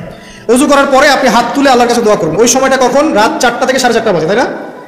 তার মানে আল্লাহ রাব্বুল আলামিন এখন প্রথম আসমানে আছেন। কিভাবে আল্লাহ পাক আছেন সেটা আল্লাহর উপর ছেড়ে দেন, আমাদের এটা নিয়ে ব্যাখ্যা করার দরকার নাই, চিন্তাও করার দরকার নেই। আল্লাহ পাক বলেছেন আমি নেমে আসি, বাস নেমে আসি। এত বেশি বুদ্ধিজীবী হওয়ার দরকার নেই। খুব বেশি বুদ্ধিজীবী হয়ে গেলে আবার মানুষ খেয়ে হারিয়ে ফেলেন। অত দরকার নাই, শুনেছি মেনেছি, ব্যাস যথেষ্ট। আল্লাহ পাক নেমে আসেন, কি বলেন? আল্লাহ বলেন যে কেউ কি আছো আমার কাছে কিছু চাইবে, আমি দিব। কেউ কি আছো যে আমাকে ডাকবে, আমি তোমার ডাকে সাড়া দেবো। কেউ কি আছো আমার কাছে কোনো কিছু দোয়া করবে, হ্যাঁ হাজত আছে, আমি পূরণ করে দেবো। এভাবে আল্লাহ পাক ফজর পর্যন্ত বলতেই থাকেন। বলেন তো আমাদের কোনো ফিকির আছে? আমরা সবাই ঘুমাই কয়টায়? হয় 1টায়, না 2টায়, না 3টায়, ম্যাক্সিমাম এখনকার। আমি যে বিষয়টা নিয়ে কথা বলছি এটা খুবই কঠিন। 9টা থেকে 10টার মধ্যে বা 11টার মধ্যে ঘুমাতে হবে, এটা খুবই কঠিন বিষয় এখনকার জেনারেশনের কাছে। এর জন্য প্রথম যে কাজটা সেটা হলো রাত্রেবেলা স্মার্টফোন আর চালানো যাবে। এশার নামাজ শেষ, ফোন একদম ডয়ারে লক করে রাখতে হবে, কিছু করার নাই। এটা না করতে পারলে আপনি ঘুমাতে পারবেনই না। এবং এরপর দিনে আসছি, তখন বলছি দিনে কিছু কাজ আছে, দিনের কাজগুলো যদি আমরা ঠিকঠাক মতো করি তাহলে রাতে তাড়াতাড়ি ঘুম আসবে ইনশাআল্লাহ। যদি না করি তাহলে ঘুম আসবে না। তো শেষ রাতে আল্লাহ পাক আসমানে নেমে আসেন, প্রথম আসমানে, এবং এই আহ্বান করতে থাকেন। তাই ওই সময় ওযু করার পরেই আপনি হাত তুলে আল্লাহর কাছে দোয়া করা শুরু করেন। আপনার যত চাওয়া পাওয়া আছে আল্লাহর কাছে ঢেলে দেন, ইনশাআল্লাহ আল্লাহ রাব্বুল আলামিন আপনাকে খালি হাতে ফেরাবেন না ইনশাআল্লাহ। আল্লাহ পাক তো এমন করে বলেছেন যে কেউ হাত তুলেছে আল্লাহর কাছে আর আল্লাহ পাক সেটাকে খালি ফিরিয়ে দিবেন, এটাতে আল্লাহ লজ্জা বোধ হয়। কথা বুঝতে পারছেন? আমাদের যাদের অনেক সম্পদ আছে বা সামর্থ্য আছে এবং মন আছে বড়, তাদের কাছে যখন কেউ সাহায্য চায় আপনার খালি ফিরাতে লজ্জা লাগে না? আপনার মনে হয় না যে চাইলো এত করে কিভাবে না করে ফিরাই? আছে না এমন মানুষ? আছে না? আসলে দান সৎকা করার জন্য সম্পদ লাগে না, দান সৎকা করার জন্য মন লাগে। কি লাগে? মন লাগে। দেখবেন অনেক কোটিয়াল আছে মানুষ, দান সৎকা করতে পারে না, জাকাতই তো দেয় না, দান সৎকা করবে কি? বাংলাদেশে যত কোটিপতিগুলো আছে সবার থেকে জাকাত নেওয়া শুরু করলে এদেশে কোনো দারিদ্রতা বলে কিছু থাকবে না ইনশাআল্লাহ, থাকবেই না, এটাই বাস্তব। কে উদ্ধার করবে সেই টাকা? ইমাম মাহদি আসলে করবেন ইনশাআল্লাহ, ঈসা ইবনে মারিয়াম আসলে করবে ইনশাআল্লাহ। তখন কে জাকাত না দিয়ে পার পায় তাই দেখা যাবে। একটা ব্যক্তি পাওয়া যাবে না জাকাত না দিয়ে পার পায়। অবশ্য তখন এমন একটা যুগ আসবে যে মানুষ জাকাতের টাকা নিয়ে ঘুরবে, কিন্তু নেওয়ার মতো মানুষ নাই, সবাই সচ্ছল। আল্লাহ পাক সেই সুদিন ফিরায় আনুক, আমিন। এটা বলছিলাম যে সৎকা করার জন্য মন লাগে, আবার টাকা লাগে না। এখন আসেন, কেউ যদি আমাদের কাছে এভাবে চায় আমরা খালি ফিরাতে লজ্জাবোধ করি। আল্লাহ পাক বলছেন যে আমার কাছে যখন বান্দা কিছু চায় তার হাতটাকে আমি খালি ফিরাই দেবো, এটাতে আমি লজ্জাবোধ করি। দোয়া করলে কয়েকটা বিষয় একটা হবেই, হয় আপনি সাথে সাথে সেটা পাবেন, না হলে একটু দেরিতে পাবেন, না হলে আল্লাহ পাক সেটা জমা করে রাখবেন পরকালের জন্য। পরকালে যখন আপনি দাঁড়াবেন আল্লাহর সামনে, আল্লাহ বলবেন দুনিয়াতে তুমি এই বিষয়গুলো চেয়েছিলে, আমি দুনিয়াতে দেই নাই, পরকালে তোমার জন্য সঞ্চিত রেখেছি, এখন না। তখন মানুষ কি বলবো জানেন? আমরা বলবো যে আল্লাহ দুনিয়াতে কিছুই যদি না পাইতাম, আজকেই সব দিত, তাহলেই হবে। তো বেশি বেশি দোয়া করার অভ্যাস তৈরি করেন, বেশি বেশি দোয়া করেন। দোয়াই ইবাদত, আর দোয়া হল ইবাদত, দোয়াই ইবাদত। দোয়া করতে থাকেন, ইনশাআল্লাহ দেখবেন আল্লাহর সাথে আপনার সম্পর্ক গাঢ় হবে। যার সাথে আল্লাহর সম্পর্ক যত বেশি গাঢ় হবে, ইনশাআল্লাহ সে তত বেশি পরকালের বাসিন্দা হবে, দুনিয়ার বাসিন্দা কম হবে। আল্লাহ পাকে নূর এবং মারিফত অর্জন করতে পারবে ইনশাআল্লাহ তাআলা। এবারে আমরা কি করব? এবার মিনিমাম 2 রাকাত নামাজ পড়ার চেষ্টা করেন। রাতের সালাত 2 রাকাত করে আপনি 2, 4, 6, 8, 10, 12, 20 পড়তেই থাকতে পারেন, কোনো সমস্যা নেই। কিন্তু মিনিমাম 2 রাকাত নামাজ তাহাজ্জুদ আপনি পড়ার চেষ্টা করেন। পড়া যাবে না? আর নামাজটাকে তাড়াহুড়া করবেন না, কাইন্ডলি আল্লাহর ওয়াস্তে তাড়াহুড়া করবেন। রিল্যাক্সে কেরাত করেন, রুকুতে সময় দেন, সেজদায় সময় দেন, 2 সেজদার মাঝখানে সময় দেন, শেষ বৈঠকে দোয়াগুলো করেন, তারপর ধীরে স্থিরভাবে সালাম ফিরান, হাত তুলে দোয়া করেন, সময় দেন। কারণ আমি কি বলছি, সূরা জারিয়াতে 56 নম্বর আয়াতে আল্লাহ পাক বলেছেন দুনিয়াতে পাঠিয়েছি শুধু আল্লাহর ইবাদত করার জন্য। তো যে কারণে এসেছি, এটাতে এত তাড়া কিসের? অনেক মসজিদে নামাজ পড়লে মনে হয় ইমাম সাহেবকে বলি যে আপনার কি পেশাব পায়খানার চাপ নিয়ে নামাজ পড়ান? এমন অনেক মসজিদে নামাজ পড়েছি, মনে হয় ইমাম সাহেবকে ডেকে একটু কানে কানে বলি যে ভাই আপনার কি পেশাব পায়খানার চাপ আছে? মানে 4 রাকাত নামাজ 3 মিনিটে শেষ, 4 রাকাত নামাজ 4 মিনিটে শেষ, এত তাড়াহুড়ার কি আছে? হ্যাঁ, জামাতে নামাজ সংক্ষিপ্ত করতো, তাই বলে কি এত সংক্ষিপ্ত নাকি? রুকু করার টাইম পাওয়া যায় না, সেজদা করার টাইম পাওয়া যায় না? নামাজে ধীর স্থিরতা এবং খুশুটা খুব ইম্পর্টেন্ট। নামাজে কোথায় হাত বাঁধলেন এটা নিয়ে তর্ক না করে, নামাজের একাগ্রতা, মনোযোগ কতটুকু আসছে এটা নিয়ে তর্ক করেন। ভিতরের রুহটাই আসল, আধ্যাত্মিকতাটাই আসল। হ্যাঁ, একজন ভাই হাত বেঁধেছে মনে করেন এখানে, কেউ বেঁধেছে এখানে, এটা নিয়ে ঝগড়া করেন। দেখেন নামাজে কতটুকু ফোকাস, মনোযোগ কতটুকু থাকছে, কতটুকু নামাজে আপনি দোয়া করতে শিখছেন, সেজদায় আল্লাহকে পাইতে শিখছেন, নামাজ পড়ে কি ফিল হচ্ছে যে আমি আল্লাহর সাথে কথা বলছি, আল্লাহ আমার কথা শুনছেন? আমরা তো মেকানিক্যাল নামাজ অভ্যস্ত এখন, মানে দুনিয়ার কাজের চাপ এত বেশি, জাস্ট মসজিদে যাবো, ঢুকবো, বেরো, চলে আসবো, হাজিরা দিতে আসছি মনে হয়, সিগনেচার করবো, চলে যাবো, ভাবটা এমন। এত তারা কিসের ভাই? ওয়া খালাকতুল জিন্না ওয়াল ইনসা ইল্লা লিয়াবুদুন, শুধু ইবাদত করার জন্যই সৃষ্টি করেছে তোমাদেরকে। তো মসজিদে তো তাড়াহুড়া কেন? রিল্যাক্স থাকেন, মসজিদে রিল্যাক্সে নামাজ পড়েন, সময় নেন। ফজরের নামাজ পড়ার আগে আপনি বাসার থেকে 2 রাকাত সুন্নত করে আসতে পারেন, এটা আরেকটা ভালো আমল। কারণ নবী সাল্লাল্লাহু আলাইহি ওয়াসাল্লাম সুন্নত নামাজগুলো কি করতেন? বাসায় করতেন।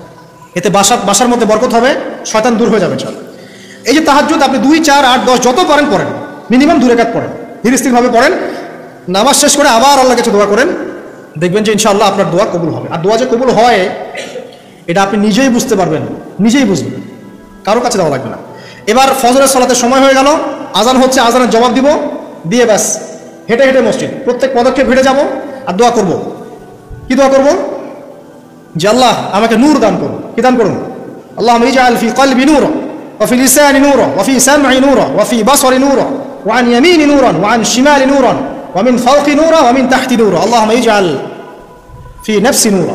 মানে এর অর্থ হচ্ছে আল্লাহ আপনি আমার ডানে বামে সামনে পিছনে শরীরে আত্মায় দেখে সবখানে আল্লাহ আপনার নূর দান করুন। নূর কেন? কারণ দুনিয়ার মধ্যে অনেক অন্ধকার, অন্ধকার না, সব জাহিলিয়াতে অন্ধকার। এখানে পথ চলতে হলে নূর লাগবে, আলো লাগবে। এটা কে দিবে? আল্লাহ দিবে। কবর বড় অন্ধকার, ওখানে থাকতে হলে ভালোভাবে কি লাগবে? আলো লাগবে। হাসরের মাঠ অন্ধকার, ওখানে ভালোভাবে থাকতে হলে কি লাগবে? আলো লাগবে। এই জন্য নামাজে যাওয়ার সময় অন্ধকার সময় এই দোয়াগুলো করতে হয়। আর তার আগে একটা কথা বলতে ভুলে গেছি, বাসা থেকে যে বের হচ্ছেন তখন কি পড়বেন? কি পড়বেন? বিসমিল্লাহি তাওয়াক্কালতু আলাল্লাহ ওয়া লা হাওলা ওয়া লা কুওয়াতা ইল্লা বিল্লাহ। এটা পড়ে বের হলে শয়তান দূরে চলে যাবে, ফেরেশতা আপনার কাছে চলে আসবে। এবার নামাজে আসলাম, জামাতের সাথে নামাজ পড়বেন, ফজরের নামাজ, এবং ফজরের সালাতের কেরাতটা লম্বা করার চেষ্টা করবেন। এটা সুন্নাত, ফজরের সালাতের কেরাত লম্বা করা সুন্নাত। এবং নামাজ শেষ হওয়ার সাথে সাথেই উঠে চলে যাবেন না, নামাজ শেষ, এবার আপনি ওখানে বসে থাকবেন, বসে বসে জিকির আজকারগুলো করবেন। কি কি জিকির করবেন আমি কয়েকটা আপনাদেরকে শিখিয়ে দিয়েছি, বাকিগুলো আপনারা কিতাব থেকে শিখে নেবেন। সালাম ফিরানো শেষ, প্রথমে একবার আল্লাহু আকবার, তারপর 3 বার আস্তাগফিরুল্লাহ আস্তাগফিরুল্লাহ আস্তাগফিরুল্লাহ, এরপরে পড়বেন আল্লাহুম্মা আনতাস সালাম ওয়া মিনকাস সালাম তাবারাকতা ইয়া যাল জালালি ওয়াল ইকরাম, পড়বেন তারপর আল্লাহুম্মা আইন্নি আলা যিকরিক ওয়া শুকরিকা ওয়া হুসনি ইবাদাতিক, এরপরে পড়তে পারেন আয়াতুল কুরসি যেটা একটু আগে বলেছি, তাসবিহাত সুবহানাল্লাহ আলহামদুলিল্লাহ আল্লাহু আকবার 33 33 33, পরে কালিমা শাহাদা, অথবা 10 10 10 পড়ার দলিল আছে। এরপরে পড়বেন সুবহানাল্লাহি ওয়া বিহামদিহি আদাদা খালকিহি ওয়া রিদা নাফসিহি ওয়া জিনাতা আরশিহি ওয়া মিদাদা কালিমাতিহি 3 বার, এটা 3 বার। তারপর 3 কুল 3 বার করে, সূরা ইখলাস 3 বার, ফালাক 3 বার, নাস 3 বার, সূরা হাশরের 60 আয়াত একবার। এরপরে পড়বেন সাইয়্যিদুল ইস্তিগফার, মানে সমস্ত ইস্তিগফারের শ্রেষ্ঠ ইস্তিগফার, এটা কোনটা কোনটা? আল্লাহুম্মা আনতা রাব্বি লা ইলাহা ইল্লা আনতা খালাকতানি আনা আবদুক ওয়া আনা আলা আহদিক ওয়া ওয়া'দিক মাসতাতা'তু আউযু বিকা মিন শাররি মা সানা'তু আবু'ু লাকা বিনি'মাতিকা আলাইয়া ওয়া আবু'ু বিযামবি ফাগফিরলি ফাইন্নাহু লা ইয়াগফিরু যুনুবা ইল্লা আনতা। এটা যে পড়বে সকালে পড়ে যদি রাতের মধ্যে মারা যায় জান্নাত ইনশাআল্লাহ, আবার সন্ধ্যায় পড়ে যদি সকালের আগে মারা যায় জান্নাত ইনশাআল্লাহ। এত বড় অস্ত্র, এত বড় একটা সুযোগ। এরপরে পড়বেন আমার পছন্দের কয়েকটা, আউযু বিকালিমাতিল্লাহি তাম্মাতি মিন শাররি মা খালাক 3 বার।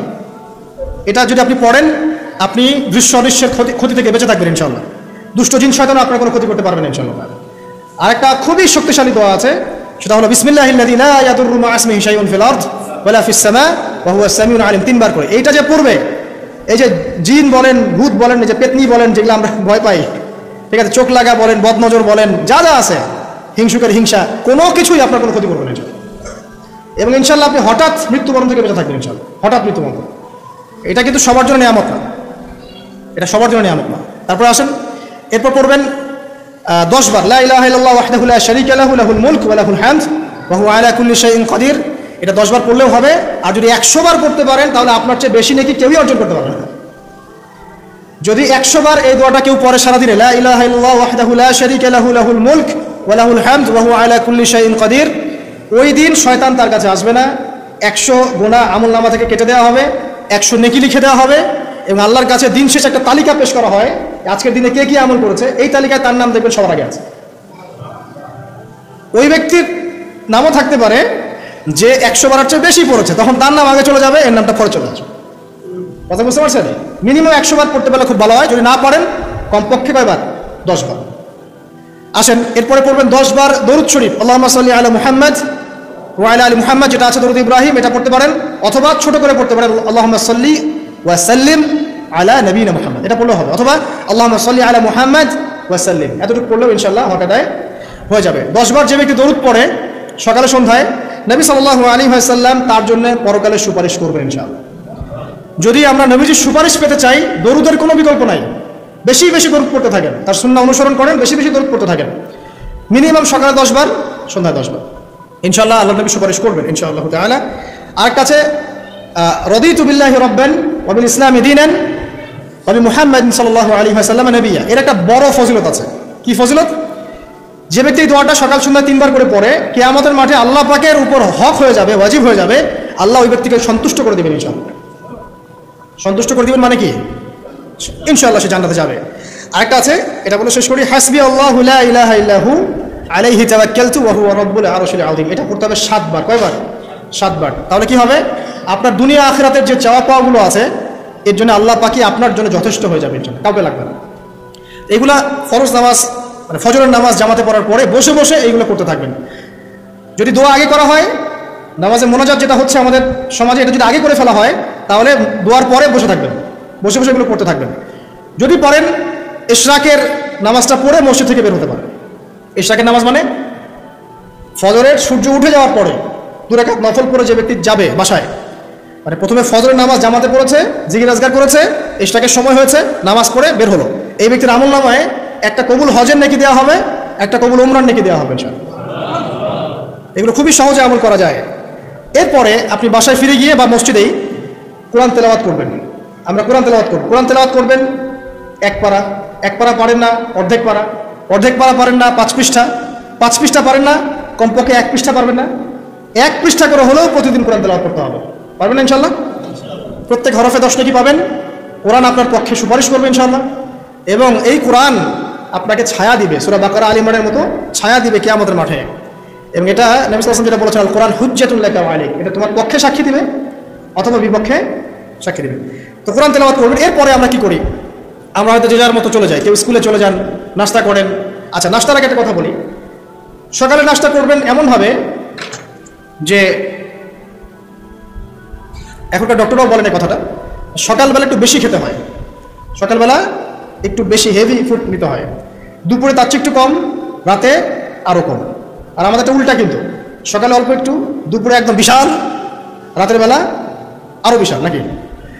তো নিয়মটা হচ্ছে এই যে সকালে খেতে হয় বেশি, সারাদিন আপনাকে কাজ করতে হবে, সকালে আপনাকে বেশি হাইজেনিক ভালো ফুড খেতে হবে, দুপুরে তার চেয়ে একটু কম, আর রাতে তার চাইতে কম।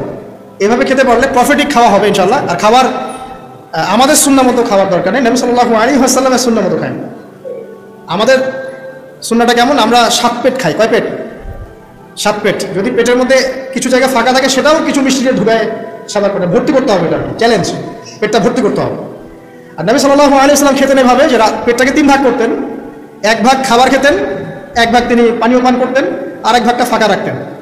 আপনি এভাবে খাওয়া শুরু করেন, দেখবেন আপনি ফিজিক্যালি ফিট ফিল করছেন এবং আপনি ক্লান্ত হচ্ছেন কম, অলসতা কম আসছে কাজে, আপনি এনথুজিয়াজম পাবেন ইনশাআল্লাহ। তো খাবারের ব্যাপারটা সতর্ক থাকে। আর এই যুগে খাবারের মধ্যে প্রচুর ভেজাল আছে। চেষ্টা করতে হবে ম্যানুফ্যাকচার্ড খাবারগুলো বাদ দিয়ে হোমমেড যে ফুডগুলো আছে, হোমমেড ফুড মানে বাসায় যেগুলো আমরা তৈরি করি, ফ্রেশ হাইজেনিক ফুডগুলো খাওয়ার চেষ্টা করতে হবে। স্পেশালি বাচ্চাদের ব্যাপার সতর্ক থাকতে হবে। বাচ্চাদেরকে, তরুণদেরকে এমন কোনো খাবার খাওয়া যাবে না যে খাবারটা খেলে আপনি অসুস্থ হয়ে যান, আপনার স্ট্যামিনা কমে যায়, আপনি ফিজিক্যালি দুর্বল হয়ে পড়েন। এটা খুব খেয়াল রাখবেন। খাবার, এই যে আপনারা যে গ্রামাঞ্চলে থাকেন, আপনারা সৌভাগ্যবান একদিক থেকে যে আপনারা ফ্রেশ খাবার উৎপন্ন করে খেতে পারেন। শেষ জামানায় খাবারের মধ্যে খুব ভেজাল আসবে, এটা বিভিন্ন হাদিস দিয়ে মেলানো যায়, আমি ওদিকে যাচ্ছি না। কনক্লুশন বললাম, শেষ জামানায় খাবারের প্রচুর ভেজাল আসবে। তো এই ভেজালগুলো থেকে দূরে থাকতে হলে আমাদেরকে হাইজেনিক ফুডের দিকে ফোকাস করতে হবে এবং প্রোডাক্ট খাবার উৎপন্ন করে খেতে পারলে খুব বেশি ভালো হয়, না পারলে রুট লেভেল থেকে খাবার নিয়ে আসতে হবে। আর অ্যাটলিস্ট ম্যানুফ্যাকচার যে খাবারগুলো বাজারে ঘোরাফেরা করে, এগুলো অ্যাভয়েড করতে হবে। দেখতে অনেক মুখরোচক লাগতে পারে, স্বাদ অনেক মজা হতে পারে, কিন্তু এগুলো শরীরের জন্য অনেক ক্ষতি করে। এতে করে আমাদের যুব সমাজ আস্তে আস্তে কিন্তু দুর্বল হয়ে যাচ্ছে। এখনকার যুব সমাজকে থেকে তাকায় দেখেন, আমাদের বাপ-দাদাদেরকে তাকায় দেখেন, যারা এখানে বয়স্ক মুরব্বী আছে, দেখেন একজন মুরব্বীর সাথে এখনকার যুবকের কুস্তি লাগান, পাঞ্জা লাগান, বা ওই যে একটা রিংয়ের মধ্যে ঢুকে বক্সিং ম্যাচ দেন, একটা দেখেন, দেখেন কে পারে। আমি নিশ্চিত ওই চাচাই পারবে। আমরা নিজেরাই তোর প্রমাণ। আমাদের বাপ দাদাদের বয়সী যারা আছেন, তারা এখনো দিব্যি মাঠে কাজ করে, দেখবেন 4 ঘন্টা 5 ঘন্টা 8 ঘন্টা রিক্সা চালাচ্ছে, ভ্যান চালাচ্ছে, কৃষি কাজ করছে, কত পরিশ্রম করছে। আর আমাদের যুব সমাজে তাকায় দেখেন না, আপনি একটু চেহারাগুলো দেখেন না, চেহারাগুলো তাকায় দেখেন, চাপাগুলো বসে গেছে গাঁজা খেতে খেতে, হিরোইন খেতে খেতে দেখবেন চাপাগুলো বসে গেছে একদম, চোখগুলো ঢুকে গেছে একদম মাদক খেতে খেতে। হ্যাঁ, হস্তমৈথুন করতে করতে শরীর রোগা, চলতে পারে না। কথা শুনতে খারাপ লাগছে না? বাস্তব, এগুলোই বাস্তব এখন। হ্যাঁ, ঘুম নাই, সারা রাত জাগ না, ওই যে ফজরের পর ঘুমায়, আর রাতে ওই যে বিকাল 4টায় ওঠে, দেখবেন শরীরটার দিকে তাকায় দেখেন, চলতে পারে, এনার্জি নাই। একটা ক্রিকেট ম্যাচে লাগাই দেন, ও দেখবেন 2-4 ওভার ব্যাটিং করে শেষ। কোন কাজ করতে পারবে? ওই মাঠের বাইরে থেকে বলতে পারবে যে আর এই খেলতে পারে না, ও অমুক খেলতে পারে না, তমুক খেলতে পারে না। ওকে লাগাই দেন না, ব্যাটটা ধরে লাগাই দেন, দেখবেন ও কয়টা পিটাইতে পারবে। জিম করে না, ফিজিক্যালি এক্সারসাইজগুলো করে না, স্কিল নাই। আগেকার মানুষ অনেক স্কিল ছিল, তারা ঘরের কাজ পারতো, সাঁতার পারতো, তারা মার্শাল আর্ট পারতো, কৃষিকাজ পারতো, অন্যান্য বিভিন্ন সেক্টরে তারা কিন্তু মানে মাল্টি প্রতিভার অধিকারী ছিল। স্কিল কম, দেখবেন একদিকে ফোকাস করা। এগুলো কীভাবে হলো আসলে? এগুলো তো একদিনে হয়নি। সারাদিন দেখবেন ফোনে, আর ওই মেয়ের পিছনে, আর কফি শপে, অথবা মিউজিক্যাল কোনো ইনস্ট্রুমেন্ট নিয়ে বসে আছে, অথবা এর মাঝে যদি কেউ মন্দের ভালো থেকে থাকে, সে দেখবেন টিকটক করছে। এইগুলাই এখনকার পুরুষদের মধ্যে, এই ইয়াং জেনারেশনের মধ্যে ওই শৌর্য বীর্য, গায়রতটা পাওয়া যায় না। দেখবেন গায়রত একটা ব্যাপার আছে, গায়রত, শৌর্য বীর্য, এটা নাই। এর অন্যতম একটা কারণ এটাও, এখানে খাদ্যাভ্যাসেরও একটা ব্যাপার আছে। ফিজিক্যালি তারা ফিট না। তো আল্লাহ পাক এই বিষয়গুলো আমাদের বোঝার তৌফিক দান করুন। সব কিছু রিলেটেড। আপনাকে যদি একজন প্রোডাক্টিভ মুসলিম হতে হয়, শারীরিকভাবে আপনাকে ফিট থাকতে হবে, মেন্টালি ফিট থাকতে হবে, আপনাকে মানসিকভাবে শক্ত থাকতে হবে, চ্যালেঞ্জ নেওয়ার ক্ষমতা থাকতে হবে, অহেতুক সময় নষ্ট করা যাবে না। যে কাজ ফাহেসা, দুনিয়াবি কাজ, পরকালের কোনো স্বার্থ নাই, ওখানে সময় নষ্ট করা যাবে না। ঠান্ডা মাথায় প্ল্যান করতে হবে যে আমি আমার জীবনে কি করতে চাই, তারপরে আমি কি করবো, তারপরে কি করবো, আমার প্ল্যান থাকতে হবে। রেজাল্ট খারাপ হয়েছে, হতাশ হয়ে আত্মহত্যা করবেন কি জন্য? কি এমন হয়েছে আপনার জীবনে? একটা মেয়ে ছেড়ে চলে গেছে, এর জন্য বিষ খাবেন কেন? কি হয়েছে? একটা মেয়ে তো ছেড়ে চলে গেছে, মেয়ের অভাব নাকি? বোরখা পরা মেয়েরাও তো এখন কিস করে, দেখেন বোরখা পরা মেয়েগুলো দেখেন রাস্তাঘাটে ওই যে নায়কের হাত ধরে চুমু খাচ্ছে, অনলাইনে দেখে আসলাম। ওই যে বলছিলাম যে সব বোরখা পরা মেয়ের মধ্যেই আপনার ইয়ে থাকে না, দিনদারিতা থাকে না। সব বোরখা পরা মেয়ের মধ্যেই কিন্তু দিনদারিতা থাকে না। তো বোরখা থেকে পাগল হওয়ার দরকার নেই এত। এবং সে বলছে আমার জীবন সার্থক। মানে একজন গায়রে মারাম ব্যক্তিকে, ফিল্ম স্টার একজন গায়রে মারাম ব্যক্তি, তাকে সে হাত ধরে চুমু খেয়ে বলছে তার জীবন সার্থক। তাহলে কোন প্রজন্ম লালন করে কবরে যাচ্ছে ওরা চিন্তা করেন একটু এখন? আশ্চর্য একটা বিষয়। আর এগুলো আমরা প্রমোট করছি অনলাইনের মধ্য দিয়ে, যে কোনো অনলাইনে দেখবেন এটা চলছে রাতারাতি। মানে এগুলো উস্কানো হচ্ছে। আমাদেরকে শোনেন, আমাদেরকে এগুলো এইসব পাপের মধ্যে এমনভাবে নিয়ে আসা হচ্ছে যে মনে হচ্ছে এগুলো স্বাভাবিক।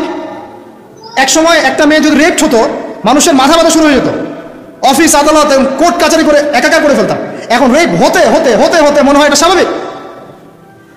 আগে একটা মানুষ মদ পান করলে তার মধ্যে একটা ফিলিংস থাকতো আমি খারাপ কাজ করছি।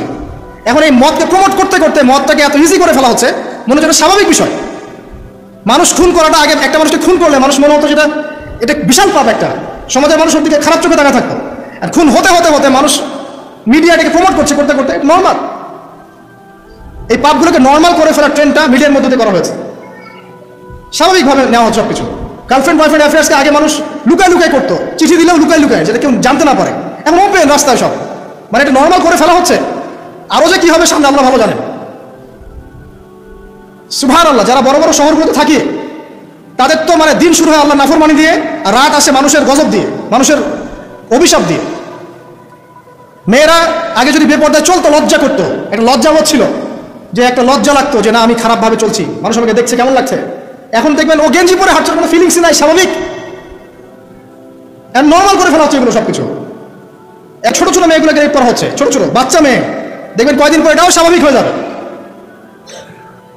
প্রতারণা, আগে মানুষ প্রতারণা করলে মানুষ মনে করতো যে আমাকে মানুষ প্রতারক মনে করতে পারে, একটা চক্ষু লজ্জা কাজ করতো। এখন সেই চক্ষু লজ্জা নাই, নর্মাল। ঘুষ নেওয়াটাকে মানুষ মনে করতো আগে যে কেউ জানতে পারলে হয়তো সমস্যা, নর্মাল, এখন নিতেই পারে, ঘুষ ছাড়া হবে না তোমার জব। করাপশনে মানুষ গেলে মানুষ ভয় করতো যদি যদি জেনে যায় আমার চাকরি থাকবে না। এখন নর্মাল, ও বড় করাপ্টেড, তার চেয়ে ছোটটা আরেকটু কম, তার চেয়ে ছোট আরেকটু কম, একটা চক্র সবকিছু। এভরিবডি ইনভলভ এর মধ্যে, টপ টু বটম সবাই ইনভলভ। এরকম সিচুয়েশনে আমরা কিভাবে দিন নিয়ে পালন করবো যদি শক্ত না হই? সব চলে যাচ্ছে, আজ থেকে সব চলে যাচ্ছে। একটা সময় ছিল একজন মুসলিম ব্যক্তিকে অন্যায়ভাবে মেরে ফেলবে, একজন মুসলিম নারীকে অন্যায়ভাবে রেপ করবে, মানুষ চিন্তাই করতে পারবে। একজন মুসলিম নারীর সম্ভ্রম বাঁচানোর জন্য এই ভারতবর্ষে সশস্ত্র যুদ্ধ হয়েছে বিন কাসিমের নেতৃত্বে, একটা মেয়ের ইজ্জত বাঁচানোর ইস্যুকে কেন্দ্র করে।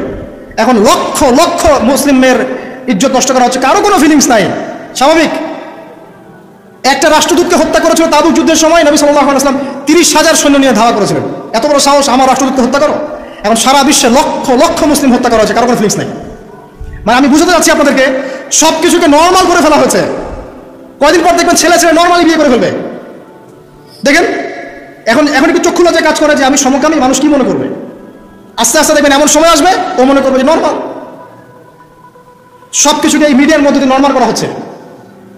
এসব মিডিয়াগুলো ইউজ করা থেকেও দূরে থাকা উচিত। আল্লাহ পাক আমাদেরকে হেফাজত করুন, আমিন। আসুন, ফজরের সালাতের কথা বলছিলাম, আমি অনেক দূরে চলে গেছে। জাস্ট পড়েন, ফজরের নামাজ পড়েন, সময়টা কাজে লাগান। আমি বলছি সময়গুলোকে কাজে লাগান। ফজরের পর খাওয়া দাওয়া করবেন, রাসূলের সুন্নাহ মতো খান, ইবাদত হবে ইনশাআল্লাহ। এরপরে আপনি কিছুটা সময় এক্সারসাইজ করেন, খেলেন, মাঠে গিয়ে খেলেন, কোনো সমস্যা নাই। ওই টিকটক চালানোর চাইতে, পর্ন দেখার চাইতে মাঠে গিয়ে খেলেন। মাঠে ফুটবল খেলেন আধা ঘন্টা, বা ক্রিকেট খেলেন, বা এমন কোনো খেলা খেলেন যে খেলাটাতে আপনার শারীরিক কসরত হচ্ছে, তাও খেলেন। অথবা এগুলোতে সুযোগ না থাকলে আপনি চলে যান জিমে গিয়ে জিম করেন, ফিজিক্যালি কাজ করেন। অথবা মাঠে গিয়ে আপনার বাবাকে সাহায্য করেন, আপনার বাবা যে গেছে মাঠে তাকে সাহায্য করেন। আল্লাহ পাক আমাদেরকে তৌফিক এনায়েত করুন, আমিন। ফিজিক্যালি ফিট থাকার চেষ্টা করা হোক। এরপরে আসেন, সকাল 10টার দিকে যখন চলে আসবো আমরা, তখন আমরা চেষ্টা করবো 2 রাকাত চাশতের নামাজ পড়ার জন্য, বা সলাতুদ দুহা যেটাকে বলা হয়। সলাতুদ দুহা যে ব্যক্তি পড়বে তার রিজিক আল্লাহর পক্ষ থেকে বরকত নেমে আসবে ইনশাআল্লাহ। এরপর কি করবেন? এরপর আমরা হয় কেউ যাবো স্কুলে, কেউ কলেজে, কেউ হয়তো অফিসে, কেউ ব্যবসায়। আমরা এখন সবাই আমাদের এক কর্মক্ষেত্রে যাব। যারা শিক্ষাক্ষেত্রে যাব স্টুডেন্ট হিসেবে, তারা চেষ্টা করবো কি, আমরা চেষ্টা করবো যে আমরা যে জ্ঞানটা অর্জন করছি এই জ্ঞানটাকে যেন ইসলামের কল্যাণে কাজে লাগাতে পারি। আপনি জেনারেল লাইনেই পড়েন আর মাদ্রাসা লাইনেই পড়েন, একই নসিহত। আর যারা মাদ্রাসা লাইনে পড়বেন, সকালবেলা উঠে মাদ্রাসায় যাবেন, তারা নিঃসন্দেহে আল্লাহর বাছাইকৃত বান্দা, সৌভাগ্যবান বান্দা। তাদের উচিত হবে না দিনের জ্ঞানটাকে দুনিয়ার জন্য ব্যয় করা। তাদের উপর বেশি দায়িত্ব পড়তে হবে যে তারা যেন দিনের জ্ঞানটাকে দিয়ে আল্লাহর জমিনে দিনটার প্রচার এবং প্রসার ঘটায়। আল্লাহ পাক তাদেরকে কবুল করুন, আমরা দোয়া করি। তো পড়াশোনা করতে যারা যাবো আমরা এই চিন্তা করে যাব, যারা পড়াতে যাব তারাও চিন্তা করবো যে এমন কিছু শেখাবো যেটা শিখলে আমার স্টুডেন্টের পরকালটা টিকবে, দুনিয়াতেও কল্যাণ হবে, পরকালটাও টিকবে ইনশাআল্লাহ। জেনারেল নলেজগুলো খুব ইম্পর্টেন্ট। ইসলামিক নলেজগুলোর সাথে সাথে আমাদেরকে অবশ্যই ইংরেজি বলেন, সায়েন্স বলেন, এই যে আপনার ম্যাথামেটিক্স বলেন, পলিটিক্যাল সায়েন্স বলেন, জিও পলিটিক্স বলেন, ইকোনমিক্স বলেন, মেডিকেল সায়েন্স বলেন বা ইঞ্জিনিয়ারিং বলেন, এগুলো পড়তে হবে, জানতে হবে। না জানলে আমরা কি করবো, আমরা কিন্তু বহির্বিশ্ব থেকে ছিটকায় চলে আসবো, আমরা কিন্তু ওদেরকে চ্যালেঞ্জ করতে পারবো না। তো এই জন্য কোরআন সুন্নাহর জ্ঞানের সাথে এই জ্ঞানগুলোও লাগবে। অতএব যে যেখানে পড়াশোনা করছেন অনেস্টির সাথে পড়াশোনা করেন, আপনার জ্ঞানটাকে ইসলামের কল্যাণে কাজে লাগানোর চেষ্টা করবেন ইনশাআল্লাহ। এটা গেলে এডুকেশন সেক্টর। যারা আমরা ব্যবসায় যাব, রাতে তাহাজ্জুদ পড়েছি, ফজর জামাতে পড়েছি, ইশরাক পড়েছি, এখন কি ব্যবসায় কি মাপে কম দিব? ওখানে ইবাদত নাই, ওখানে ব্যবসায় মাপে কম দেওয়া যাবে না। ওখানে গিয়ে কি আমি মাল মজুত করব? ওখানে গিয়ে কি আমি মালের মধ্যে পণ্যে ভেজাল দিব, মিশাবো? একজন সৎ এবং অনেস্ট ব্যবসায়ী, নবীজি বলছেন সাল্লাল্লাহু আলাইহি ওয়াসাল্লাম, একজন সৎ এবং অনেস্ট ব্যবসায়ী কিয়ামতের মাঠে নবীদের সাথে থাকবে ইনশাআল্লাহ। আর যারা মাপে ভেজাল দিবে, পণ্যে ভেজাল দিবে, অন্যকে ঠকাবে, নবীজি বলছেন মান ওয়াশানা ফালাইসা মিন্না, যে ব্যক্তি মানুষের সাথে ধোঁকাবাজি করে, প্রতারণা করে, মাপে কম দেয়, ঠকায়, মজুত করে, জনগণকে কষ্ট দেয়, গভর্নমেন্টকে চাপে ফেলে, এরা আমাদের উম্মতের অন্তর্ভুক্ত। অতএব ব্যবসা করলেই যে পার পেয়ে যাবে এমন নয়। ব্যবসা করতে হবে করার মতো আমানতদারিতার সাথে। অবশ্যই মাপ ঠিক রাখতে হবে, মজুদারি করা যাবে না, আমাদের পণ্যের ভেজাল মিক্স করা যাবে না, কৃত্রিম সংকট তৈরি করা যাবে না। এগুলো যদি করেন তাহলে আপনার নাম যেমন উম্মতে মুহাম্মাদি থেকে কাটা পড়ে যায়, দুনিয়াতে আল্লাহর পক্ষ থেকে দুইটা আযাব আসে। এক হচ্ছে ওই জনগণের মধ্যে, ওই জনসমষ্টির মধ্যে দুর্ভিক্ষ নেমে আসতে পারে এবং বৃষ্টিপাত বন্ধ হয়ে যেতে পারে। আরেকটা হচ্ছে ওই জনগণের উপরে জালেম শাসককে আল্লাহ পাক চাপিয়ে দিবেন। এটা আযাব কাদের কারণে আসলো? এক শ্রেণীর ব্যবসায়ীর কারণে আসলো। কিছু কিছু মানুষের ফলে সারা নেশন সাফার করে। যেমন এই যে যারা দেখবেন অনলাইন অফলাইনের মধ্যে অশ্লীলতা ছড়িয়ে বেড়াচ্ছে, নোংরামি, ফাহেসা, বেপরদামি এগুলো ছড়িয়ে বেড়াচ্ছে, এদের কারণে সমাজের মধ্যে এমন সব রোগ ব্যাধি আসবে যেগুলো আগে আমরা নামও শুনি নাই। এটা হাদিস। যারা মুসলিম সমাজের মধ্যে মানে বাদ্যযন্ত্রকে হালাল মনে করে নিবে, মদকে হালাল মনে করে নিবে, জেনাকে হালাল মনে করে নিবে, এইসব মানুষদের কারণে ভূমি ধসের আযাব আসবে এবং আকৃতি পরিবর্তনের আযাব আসবে। শেষ জামানার হাদিসগুলো পড়ে দেখেন। তো এখানে পাপ করছে এক শ্রেণীর মানুষ, ফলাফল ভোগ করছে সবাই। সো যারা ভালো মানুষ তাদের উচিত হবে এগুলোকে প্রোটেক্ট করা, ডিফেন্ড করা। আর আমাদের কাছে এরাই রকস্টার, যারা মুসলিম সমাজের মধ্যে বেপরদামি, অশ্লীলতা, ফাহেসা এগুলো ছড়িয়ে দিচ্ছে, যে না এরা আমাদের আইডল। এখন ওদের পোস্টার বাসায় লাগিয়ে রাখে, ওদের সাথে একবার দেখা করতে পারলে জীবন সার্থক হয়ে যায়। আল্লাহর কাছে ওদের কি দাম আছে যতক্ষণ তওবা করে ফিরে আসছে? একজন ভ্যান চালক, একজন ইমানদার ভ্যান চালক, রিক্সা চালক যে 5 ওয়াক্ত নামাজ পড়ে, সে আল্লাহর কাছে ওর চেয়ে অনেক বেশি সম্মানিত। ওই ভ্যান চালকের কাছে কি অটোগ্রাফ নেন আপনি? রিক্সাওয়ালার কাছে কি অটোগ্রাফ নেন?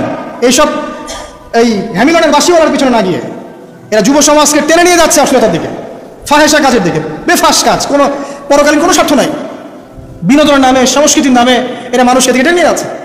আর আমাদের যুব সমাজ, তোমাদেরকে আমি আইডল দেখাবো ইনশাল্লাহ পরের লেকচারগুলোতে। খালিদ বিন ওয়ালিদ তোমার আইডল, আলী ইবনে আবি তালিব তোমাদের আইডল, মুহাম্মদ সাল্লাল্লাহু আলাইহি ওয়াসাল্লাম তোমার আইডল, ইমাম হুসাইন তোমার আইডল, মোহাম্মদ বিন কাসিম তোমার আইডল, তারেক বিন জিয়াদ তোমার আইডল, ওমর ইবনে খাত্তাব তোমার আইডল। আইডল খুঁজে পাও না তোমরা জীবনে আইডল খুঁজে পাও না? কাকে ফলো করবা? একজনের নাম বলবো, একজন অনলি, মুহাম্মদ সাল্লাল্লাহু আলাইহি ওয়াসাল্লামের পরে একজনের নাম যদি বলতে পারেন আমাকে, আলী রাদিয়াল্লাহু আনহুর জীবনী পড়ো যাও, আলী ইবনে আবি তালিব রাদিয়াল্লাহু আনহুর জীবনী পড়ো যাও, গিয়ে দেখো তোমার আইডল এখানে বসে আছে, লুকিয়ে আছে। তাদের আইডলের মধ্যে, তাদের মধ্যে ছিল ব্যক্তিত্ব, সৌর্যবীর্য, আনুগত্য, জ্ঞান, প্রজ্ঞা, দিন প্রতিষ্ঠার তামান্না, জিহাদ, এবং তারা বদর, উহুদ, খন্দক, খায়বার করেছেন। শেষ পর্যায়ে যখন তাদেরকে মৃত্যুবরণ করতে হয়েছে, তখনও তাদেরকে সামন থেকে কেউ আক্রমণ করতে পারে না, পিছন থেকে আক্রমণ করতে হয়েছে। বীরদেরকে কেউ সামন থেকে মারতে পারে না, পিছন থেকে মারতে পারে। আইডল খুঁজে পাও না তোমরা? মেসি তোমার আইডল, নেইমার তোমার আইডল, যে বলিউড হলিউডের নায়ক নায়িকা তোমাদের আইডল? সুবহানাল্লাহ, বাংলাদেশের নায়ক নায়িকা তোমাদের আইডল? যারা জীবনে কত পাপ করেছে তারা নিজেরাই জানে, ওদের বিবেকই ভালো করে জানে যে ওরা কত পাপ করেছে। তোমাকে বাইরের চাকচিক্য দেখে মনে হচ্ছে খুব সুন্দর সুশ্রী, ভিতরের কলিজাটা এদের কুৎসিত কালো। আলেম ওলামার কাছে এসে পড়ে থাকো, যারা বড় বড় ওলামায়ে কেরাম তাদের কাছে এসে পড়ে থাকো, তারা তোমাদেরকে পথ দেখাবে ইনশাআল্লাহ। আল্লাহ পাক বোঝার তৌফিক দান করুন। আমি আর লম্বা করছি না, শেষ করে দিচ্ছি ইনশাআল্লাহ। লেখাপড়া এবং ওয়ার্কের বিষয়গুলো বলছিলাম যে আমরা যারা লেখাপড়া করবো, প্রফিটিক লাইফস্টাইল করতে হলে এবং প্রোডাক্টিভ মুসলিম হতে হলে লেখাপড়াটা করতে হবে আল্লাহ সন্তুষ্টির জন্য। চাকরি বাকরি, ব্যবসা বাণিজ্য যাই করি, কৃষিকাজ, সব কিছুর উদ্দেশ্য হবে কি? আল্লাহ সন্তুষ্টি অর্জন করে এবং ওই ক্ষেত্রে সৎ থাকা, কাউকে না ঠকানো, মাপে কম না দেওয়া, দুর্নীতি না করা, ঘুষ না নেওয়া। তাহলে আপনার জীবনের প্রত্যেকটা কাজই কি হবে? ইবাদত হিসেবে গণ্য হবে ইনশাআল্লাহ তাআলা। শেষ করার আগে আমরা জোহরের ওয়াক্তে চলে আসছি। আপনি আপনার জব সেকশনে কাজ করছেন, নামাজের ওয়াক্ত হলো, নামাজ পড়ে নেবেন। আচ্ছা, নামাজের আগে আপনি 4 রাকাত সুন্নত পড়বেন, শেষে 2 রাকাত। চেষ্টা করবেন দিনে 12 রাকাত সুন্নত পড়ার জন্য। ফজরের আগে 2, জোহরের আগে 4, পরে 2, 6 আর 2 8, মাগরিবের পরে 2, এশার পরে 2। এই যে মোট 12 রাকাত সুন্নাহ যে ব্যক্তি নিয়মিত পড়বে, জান্নাতে আল্লাহ পাক তার জন্য একটা ঘর নির্মাণ করবেন ইনশাআল্লাহ তাআলা। প্রতিদিন একটা ঘর, প্রতিদিন একটা করে ঘর আপনি পেতে পারেন মাত্র 12 রাকাত নফল বা সুন্নাত আদায় করার মধ্য দিয়ে। জোহরের ওয়াক্ত চলে আসলো, আমরা যেখানে থাকি, স্কুলে বা কলেজ, ইউনিভার্সিটিতে বা চাকরির ক্ষেত্রে, নামাজটা পড়ে নেব ইনশাআল্লাহ। এরপর আবার কাজে যান, কাজ করেন, লাঞ্চ করেন, খাওয়া দাওয়া করেন। আবার খাওয়ার সুন্নাহ ভুলে যান না। 7 পেট না, 1 পেট খাওয়ার, 1 পেট পানি, 1 পেট ফাঁকা, এবং হাইজেনিক ফুড, ম্যানুফ্যাকচার না। তারপরে যান, রেস্ট করেন, কাইলুলা যেটাকে বলে, 1 থেকে 1.5 ঘন্টা রেস্ট করেন, ঘুমান। তারপরে আপনি বিকাল সময়টা আবার আসরের নামাজ পড়েন, আপনার কর্মক্ষেত্রে কাজগুলো সারেন। সন্ধ্যায় আপনি আবার বাসায় ফিরে আসবেন। এই সন্ধ্যায় বাসায় ফিরে আসবেন, ফিরে আসার পরে মাগরিবের সালাত পড়লেন জামাতে। পড়ার পরে বিকেল টাইমটা, মাগরিবের আগে বিকেল টাইমটা আপনি ঘুরতে যান, পরিবারকে সময় দেন, বাচ্চাদেরকে সময় দেন, একটু দিনী ভাইদের সাথে বসেন।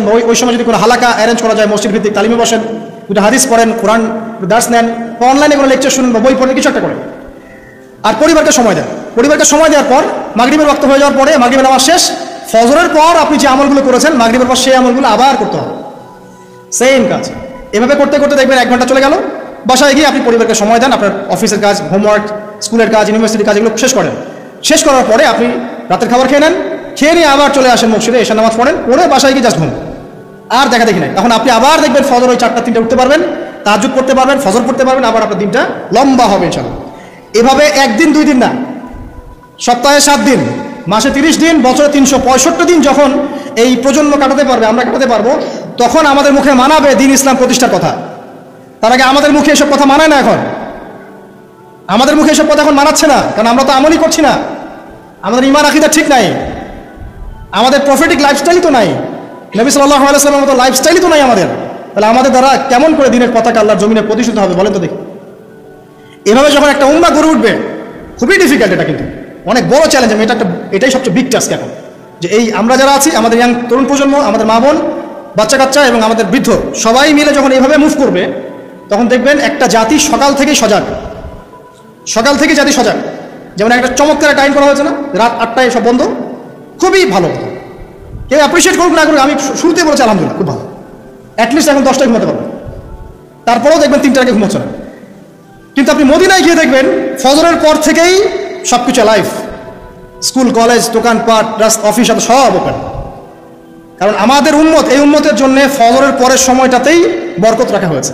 যে সময়টা আমরা পাই না, আমাদের সকাল হয় 11টায়, আমাদের সকাল হয় 10টায়, কর্মক্ষেত্র শুরু হয় 10টায়, এই জন্য সকাল ওই যে 5টা থেকে 10টা, এই বরকতটা আমরা পাই না।